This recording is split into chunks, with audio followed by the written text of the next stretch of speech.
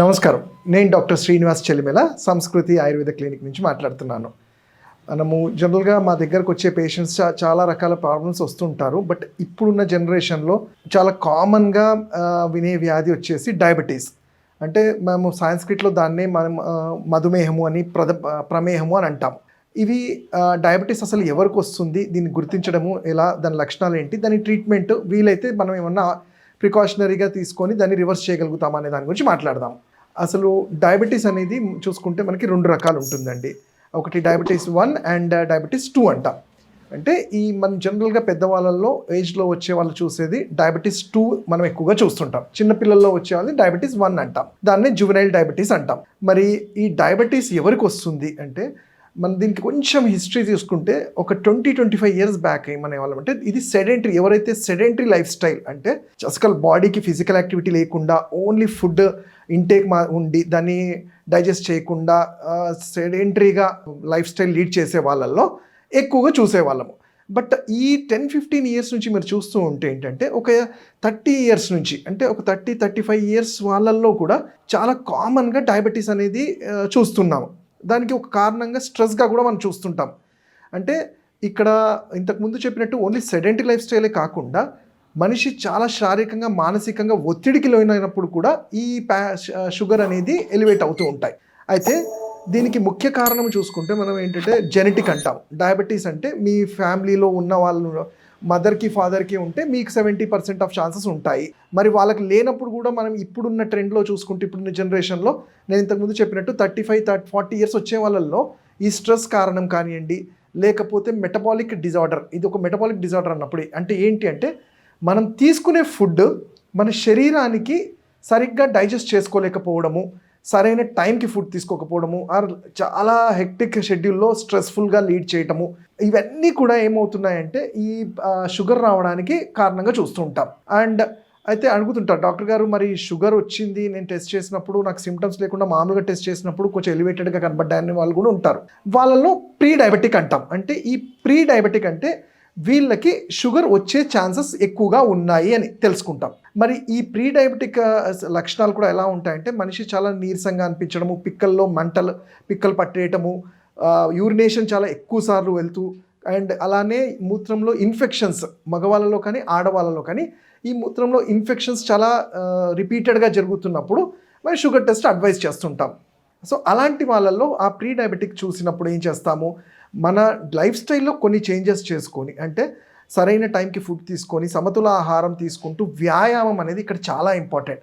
నేను ఇంతకుముందు చెప్పాను అంటే ఈ షుగర్ వ్యాధి అనేది సెడెంటరీ లైఫ్ స్టైల్ అనేది చాలా మేజర్ కారణం. అయితే ఆ సెడెంటరీ లైఫ్ స్టైల్ని మనం వదిలి మన శరీరానికి కొంచెము కష్టపడేటట్టు వ్యాయామాలు ఇవి చేయటం వల్ల మనం మెటబాలిక్గా మన బాడీ ఇమ్యూనిటీని పెంచుకుంటుంది.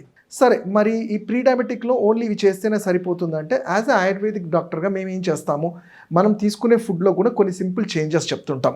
ఫర్ ఎగ్జాంపుల్, మనకి ఆ షుగర్ ఉంది, వీళ్ళకి షుగర్ వచ్చే ఛాన్స్ ఉంది అని ఆయుర్వేదిక్ డాక్టర్ ఎప్పుడైతే మీ నాడి చూసి కఫ తత్వం ఉన్న వాళ్ళకి ఆర్ ఫ్యామిలీ హిస్టరీ ఉన్న వాళ్ళకి మీరు చెప్పే సిమ్టమ్స్ బట్టి అనుకున్నప్పుడు మనము జనరల్గా ఏం చేస్తుంటాము, మార్నింగ్ లేవగానే ఫుడ్ చాలా హెవీగా తీసేసుకుంటాము.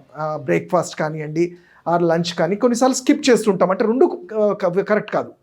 అసలు ప్రాపర్ డైట్ అనేది వీళ్ళకి సజెస్ట్ చేస్తుంటాం.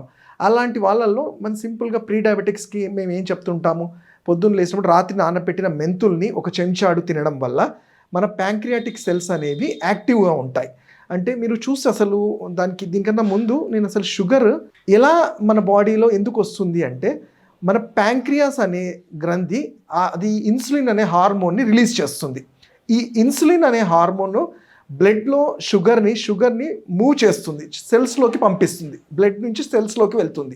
ఈ సెల్స్లో ఎందుకు ఆ షుగర్ ఉండాలి అంటే మన బాడీకి ఎనర్జీ కావాలి కాబట్టి అది స్టోరేజ్గా ఫామ్ అవుతుంటుంది. అయితే ఎప్పుడైతే నేను ఇంతకుముందు చెప్పినట్టు టైంకి ఫుడ్ తీసుకోకుండా కొన్నిసార్లు చూస్తుంటారు, అసలు ఫుడ్ మార్నింగ్ తీసుకోరు సరిగ్గా, ఆఫ్టర్నూన్ తీసుకోరు, బయట ఉంటారు, ఏదంటే అది తినేస్తుంటారు, వాటర్ ఇంటేక్ కూడా సరిగ్గా ఉండదు. సో ఇలాంటి వాళ్ళల్లో ఈ ప్యాంక్రియాటిక్ సెల్స్ అనేవి దెబ్బతినే ఛాన్సెస్ ఉంటాయి. అంటే జెనెటిక్ ఫ్యాక్టరే కాకుండా మనం చేసే యాక్టివిటీ వల్ల కన్నా ఈ మెటబాలిజంతో పాటు ప్యాంక్రియాస్ కూడా దెబ్బతింటాయి. సో వీళ్ళకి అందుకే మనం ఏం చేస్తాము, ప్యాంక్రియాటిస్ కానివ్వండి, ప్యాంక్రియాస్ కానివ్వండి, మన లివర్ అనేవి మనకు తెలుసు, లివర్ అనేది చాలా మెయిన్గా మన మెటబాలిజానికి కరెక్ట్ చేయడంలో హెల్ప్ చేస్తుంది. సో వీళ్ళ అగ్ని ఎలా ఉందో యాజ్ ఆయుర్వేదిక్ డాక్టర్గా చెక్ చేసి ఇవి సరి చేయటానికి దానికి తగ్గ ఔషధాలు కూడా మెన్షన్ చేస్తాం. అయితే ఔషధం అంటే ఇక్కడ డైరెక్ట్ షుగర్కి ఇవ్వలేము. షుగర్కి వచ్చిన కారణము ఇప్పుడు ఏదైతే ఈ ఇంబ్యాలెన్స్ జరిగిందో, శరీర తత్వము మెటబాలిక్గా చేంజెస్ జరిగాయో వాటిని కరెక్ట్ చేయడానికి మనకి ఇంట్లో సింపుల్గా దొరికే తానికాయ, ఉసిరికాయ, కరక్కాయ వీటిని సమపాలల్లో చూర్ణం చేసి రోజు రాత్రి ఒక చెంచాడు తీసుకోవడం వల్ల ప్యాంక్రియాస్లో ఈ ఏదైతే ఈ ఒత్తిడి జరుగుతుందో దాన్ని కంట్రోల్ చేయొచ్చు. అలానే డైట్లో మేము అందరికి చెప్పేది అంటే ఇన్సులిన్ అంటే ఈ గ్లైసిమిక్స్ ఇండెక్స్ ఎక్కువ ఉన్న food like non veg items కానివ్వండి, లేకపోతే హెవీ ఫుడ్, ఆయిలీ ఐటమ్స్ ఇలాంటివి తగ్గిస్తూనే, లెస్ కార్బోహైడ్రేట్స్ తగ్గిస్తూనే బాడీని ఈజీలీ డైజెస్ట్ చేసుకునే ఫ్రూట్స్ తినమంటాం. అండ్ ఇప్పుడున్న మా క్లినిక్స్లో మేము చూసిన వాళ్ళకి నేను డ్రాస్టిక్గా చెప్పేది అంటే మిల్లెట్స్ కానివ్వండి, జొన్నలు కానివ్వండి, ఇవి చాలా హెల్ప్ అవుతాయి. ఇవి కావాల్సినంత మనం తినొచ్చు, కాకపోతే టైం మెయింటైన్ చేస్తూ ఎంత ఎర్లీగా మన డిన్నర్ని కూడా ఫినిష్ చేసుకొని మీల్ టు మీల్ ఒక 6 to 8 hours మెయింటైన్ చేసుకోగలిగితే మెటబాలిజం అనేది కరెక్ట్ అవుతుంది. అలానే ఇంట్లో నేను ఇంతకుముందు చెప్పిన చిట్కా ఏంటి, మెంతుల్ని మనం రాత్రి నానబెట్టి పొద్దున పౌడర్ లాగా పొద్దున తినేసినా మంచిది, లేకపోతే మెంతి పౌడర్ రోజు ఒక స్పూన్ తీసుకున్నా చాలా ఉపయోగంగా ఉంటుంది. అలానే మనకి అందరికీ తెలిసింది కాకరకాయ. అయితే ఉట్టి కాకరే కాకుండా మనకి సొరకాయ, కాకరకాయ 2 జ్యూసెస్ లాగా చేసుకొని ఎర్లీ మార్నింగ్ రోజు తాగటం వల్ల ఈ ఇన్సులిన్ ఇన్సిఫిషియన్సీని కరెక్ట్ చేయటంలో, అలానే ఫ్యాట్ సెల్స్ అనేది ఈ స్టమక్లో పెరిగిన ఈ సెంట్రలైజ్డ్ ఒబేసిటీని తగ్గించడంలో చాలా ఉపయోగంగా ఉంటుంది.